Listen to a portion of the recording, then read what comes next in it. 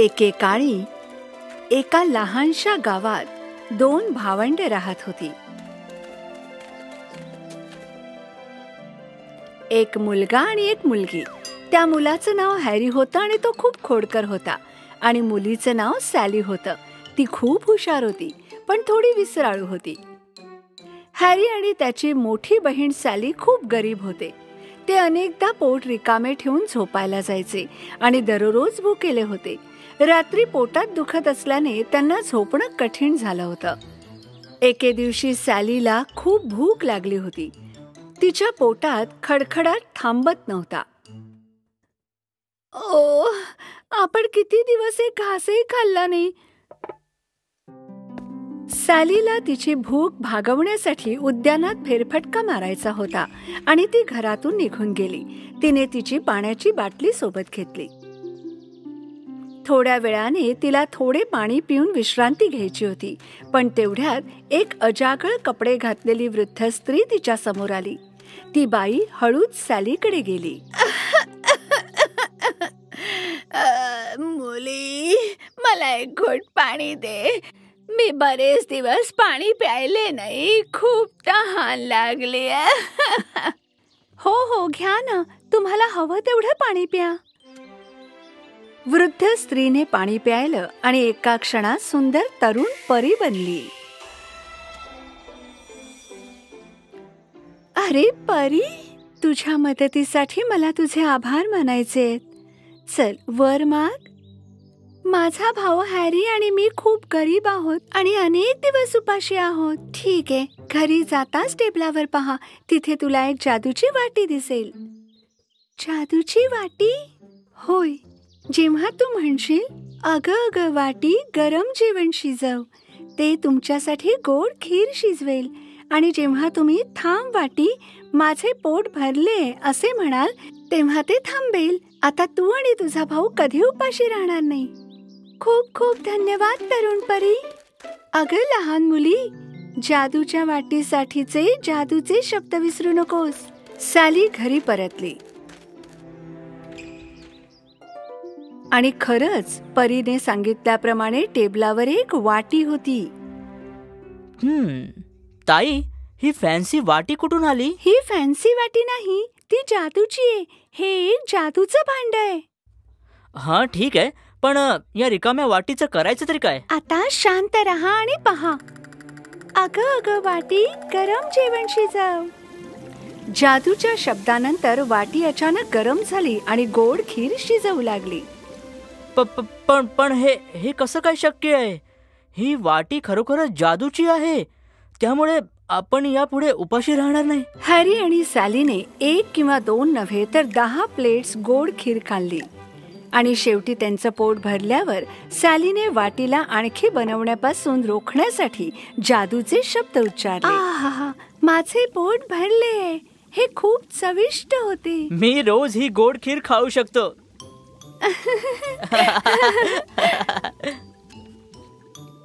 मला ही जादूची वाटी कशी मिळाली यावर तुझा विश्वास बसणार नाही. खरंच सॅली आणि हॅरीने अनेक दिवस गोड खीर खाल्ली आणि त्याच्या चवीमुळे त्यांना कधीच कंटाळा आला नाही. एके दिवशी सॅली बाहेर जाण्यापूर्वी तिचा भाऊ हॅरीला स्वयंपाक करण्यापासून वाटीला कसं थांबवायचं सांगत होती. हॅरी, हॅरी, मला तुला खूप महत्वाचे सांगायचंय. चल ये. हॅरीने त्याच्या बहिणीच्या बोलण्याकडे दुर्लक्ष केलं आणि तो तिच्याकडे आला नाही. म्हणून सॅली त्याच्याकडे गेली. पण त्याच क्षणी ती काय बोलणार होती ती विसरली, कारण ती अनेकदा विसरत असे. काय झालंय? तू माझ्या डोक्यावर का उभी आहेस? तुला दिसत नाही का मी झोपलोय? हॅरी, मी तुला खूप महत्वाचे सांगणार होते, पण तू विसरलीस. खरं बोलतोय ना मी? विसराळूपणाचा शापच लागलाय तुला. एवढं टाकून बोलू नकोस हॅरी. असो, मी निघते. पण एकदा ती घराच्या बाहेर आली आणि सॅलीला तिच्या भावाला काय सांगायचं होतं ते आठवलं. अरे, आता मला आठवतंय. जादूची वाटी कशी थांबवायची याची आठवण करून द्यायची होती. हरकत नाही, मी घरी पोहोचेपर्यंत हॅरी उठणार नाही. पण नेमका हॅरी सॅली लांब असताना जागा झाला आणि बेडवरून उठून टेबलापाशी गेला, कारण त्याला भूक लागली होती. अगं वाटी, गरम जेवण शिजव. जादूची वाटी लगेच गरम होऊ लागली. घरात पुन्हा गोड खिरीचा वास आला.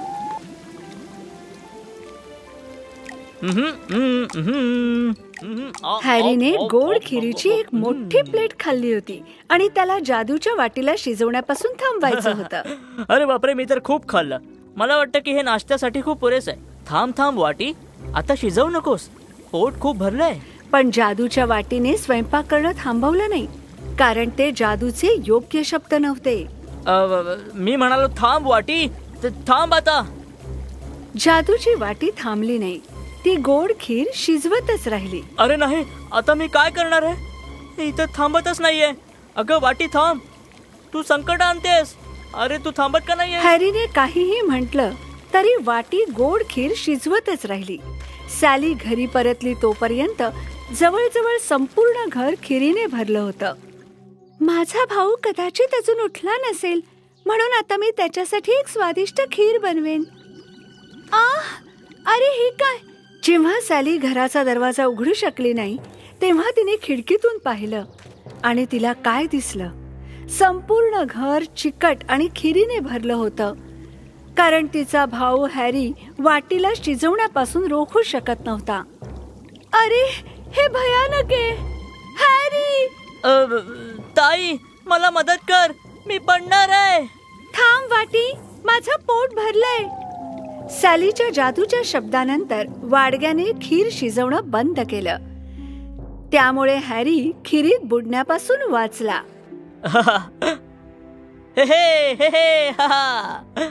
धन्यवाद ताई. मग आता या सगळ्या गोड खिरीचं आपण करणार काय आहोत? कारण आपलं घर खिरीमय झालंय. सॅलीला चांगली कल्पना सुचली. तिने लगेच जाऊन शेजारच्या इतर गरीब शेजाऱ्यांना बोलावून घेतलं. त्यांच्यापैकी प्रत्येकाने सॅलीच्या घराबाहेर रांगा लावल्या. हॅरीने वाट्या मधुर खिरीने भरल्या आणि सॅलीने त्यांच्या भुकेल्या आणि गरीब शेजाऱ्यांना दिल्या. तुझे खूप खूप आभार सॅली, तू आमच्या भुकेल्या पोटाला खायला देतेस. हे तर खूप चविष्ट आहे. हॅरी आणि सॅलीला आपल्यासारख्या गरीब लोकांना मदत करण्यात खूप आनंद झाला. त्यांच्या उपाशी शेजाऱ्यांना मदत करणं चांगलं वाटलं. मग एक म्हातारा गरीब दिसणारा माणूस त्यांच्याकडे आला. अरे हे खरंय का? खिरीची जादूची वाटी? मी माझ्या पत्नी आणि मुलांसाठी अन्न शोधण्यासाठी अनेक दिवस चालतोय, पण मी आता थकलोय. कृपया मला ही खिरीची वाटी द्या, म्हणजे मी त्यांना जेवायला देऊ शकेन. आता आपण काय करणार ताई? जर आपण याला वाटी दिली तर आपणही उपाशी राहू. असा विचार करू नकोस हॅरी. त्या माणसाची मुलं भुकेली आहेत. या जगात मुलांनी उपाशी राहू नये. वाटी घ्या आणि तुमच्या कुटुंबाकडे जा. त्या क्षणी तो माणूस एका सुंदर तरुण परीमध्ये बदलला. अरे तू तीच परी आहे जिने माझ्यावर उपकार केले होते. हॅरी आणि सॅली, तुम्ही दोघांनी मला खरोखर आनंदी केलंय. नगरात राहणाऱ्या गरीब लोकांना तुम्ही जेवण दिलत आणि ज्या माणसाची मुले भुकेली होती त्यांना मदत केलीत. या बदल्यात तुम्ही खिरीची जादूची वाटी कायमची तुमच्याकडे ठेवू शकता. तुम्ही यासाठी पात्र आहात. काय खरंच? अरे वा, खरंच. तेव्हापासून दररोज हॅरी आणि सॅली शहरातील गरीब लोकांना खीर देत राहिले. त्यांची उदार अंतःकरणे त्यांनी वाटलेल्या खिरीसारखी गोड झाली. पोट भरलेली मुले, तरुण आणि म्हातारे यांना सुखी पाहिल्यानंतर ते सुद्धा सुखी आणि शांत जीवन जगू लागले.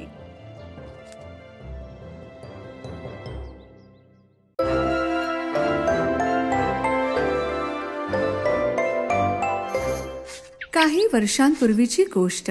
एक लहानशी मुलगी होती. ती नेहमी लाल रंगाची रायडिंग हुड घालत असे, म्हणून सगळे तिला लिटिल रेड रायडिंग हुड म्हणत असे. बाळा, काय आई? तुझी आजी आजारी आहे ना? तू तिच्यासाठी ही ताजी बिस्किटे आणि औषधी वनस्पती घेऊन जाशील? नक्की जाईन मी आई. नेहमीप्रमाणे तिचं रेड रायडिंग हुड घालून ती तिच्या आजीच्या घराकडे निघाली. पनी जंगलाच्या रस्त्याने खाली उतरू नकोस बाळा. लिटिल रेड रायडिंग हुड हसत गात आपल्या रस्त्याने चालली होती. याला बनी फॉरेस्ट का म्हणतात काय माहित, मी तर अजून एकही बनी पाहिली नाही. रेड रायडिंग हुड फुलांनी भरलेल्या रस्त्यावर पोहोचली. रंगीबिरंगी अनेक प्रकारची फुले होती. आजीसाठी काही फुले घेऊन जाते, आजीला खूप आनंद होईल. फुले वेचताना तिच्या लक्षात आलं नाही की ती तिच्या रस्त्यावरून खाली उतरली होती. तेव्हाच तिला झुडपातून एक आवाज आला. अचानक एक मोठा कोल्हा तिच्या समोर आला. त्याला पाहून लिटिल रेड रायडिंग हुड इतकी घाबरली की तिच्या हातून बास्केट खाली पडली. कोल्ह्याने फटाफट बास्केट मधून बिस्किटं काढली आणि पुन्हा लिटिल रेड रायडिंग हुडला देऊन टाकली. कोल्ह्याच्या या चांगुलपणाने रेड रायडिंग हुड खुश झाली. धन्यवाद. अरे तू कुठे चालली आहेस बाळा? आजीच्या घरी. या जंगलाच्या शेवटी जे पिवळ्या रंगाचे घर आहे तेच. तिची प्रकृती बरी नाही म्हणून मी बिस्किटे आणि औषधी वनस्पती घेऊन जाते. तू मला सगळ्यांप्रमाणेच लिटिल रेड रायडिंग हुड म्हणू शकतोस. मग मी आधी जाऊन तुझ्या आजीला सांगतो की तू येतेस. तू अगदी आरामात फुलं घेऊन ये. तेव्हाच तिला एका शिकाऱ्याच्या गोळीचा आवाज आला आणि तो अदृश्य झाला. लिटिल रेड रायडिंग हुडला एकदम रडू आलं कारण ती हरवली होती.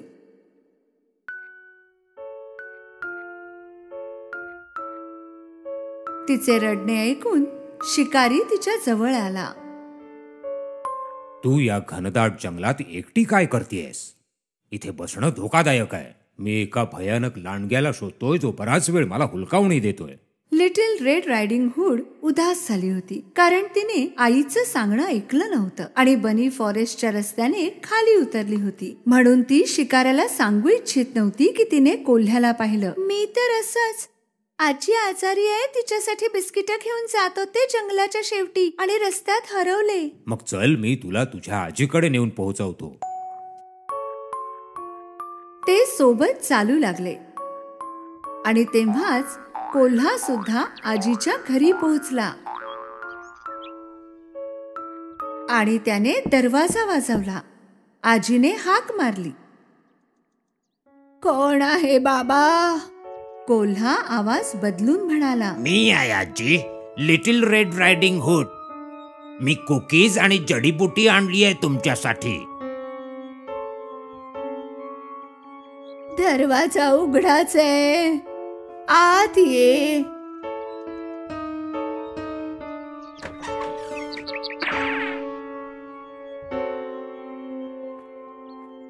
थोड्या वेळाने लिटिल रेड रायडिंग हुड आणि शिकारी आजीच्या घरी पोहोचले.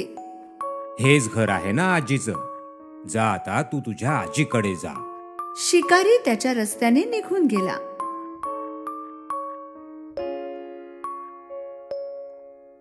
लिटिल रेड रायडिंग हुडने दरवाजा वाजवला. कोण आहे बाबा? मी आहे आजी, लिटिल रेड रायडिंग हुड. दरवाजा उघडाचे, आत ये. लिटिल रेड रायडिंग हुड काही क्षण घुटमळली कारण हा आवाज आजीपेक्षा थोडा वेगळा वाटत होता. मग लक्षात आलं की आजी आजारी होती. आजारी आहे ना आजी, म्हणून असा आवाज आला असेल. ती दरवाजा उघडून आत गेली. कोल्हा सगळे कपडे, टोपी आणि चष्मा सुद्धा आजीचे घालून गादीवर झोपला होता. त्याने पडदे लावून घरात अंधार केला होता म्हणजे लिटिल रेड रायडिंग हुड त्याला पाहू नये. माझ्या बाळा, इतक्या लांब चालत तू माझ्यासाठी जेवण घेऊन आलीस. जवळ तरी ये बाळा, मला मिठी तरी मार. लवकर ये, एवढी लांब का आहेस? लिटिल रेड रायडिंग हुडने बास्केट खाली ठेवली, पण जास्त जवळ गेली नाही, कारण आजी जरा वेगळी भासत होती. तुझे हात इतके लांब कसे झाले? तुझे हात हातात घेण्यासाठी. आणि इतके मोठे कान? तुझा गोड आवाज ऐकण्यासाठी. मोठमोठे डोळे? तुला मन भरून पाहण्यासाठी. आणि असे टोकदार दात आजी?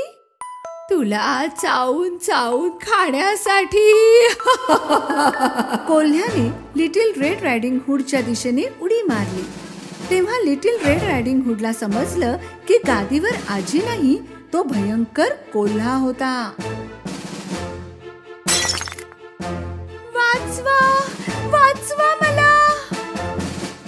शिकाऱ्यापर्यंत तिचा आवाज पोहोचला आणि तो धावतच त्या घरात गेला.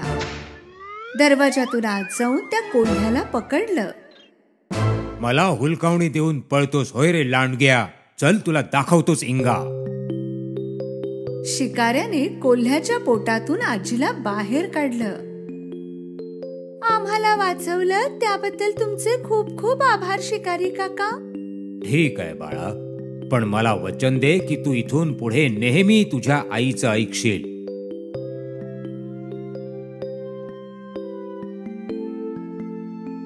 आजीला एवढी भूक लागली होती की तिने सगळी बिस्किटे खाल्ली, वनस्पतीचं औषध बनवलं आणि पटापट बरी झाली.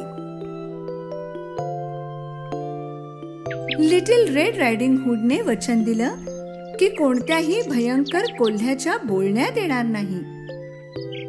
लिटिल रेड रायडिंग हुड एकदा जंगलात एकटीच खेळत होती आणि तेव्हाच समोरून पुन्हा तोच कोल्हा आला. कोल्ह्याला हंटरने जंगलाची सफाई करण्याची शिक्षा दिली होती. लिटिल रेड रायडिंग हुडला पाहताच त्याला आपल्या कर्माची लाज वाटली.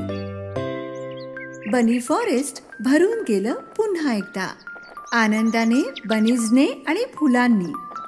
अगदी तसाच जसा पूर्वी होत असे.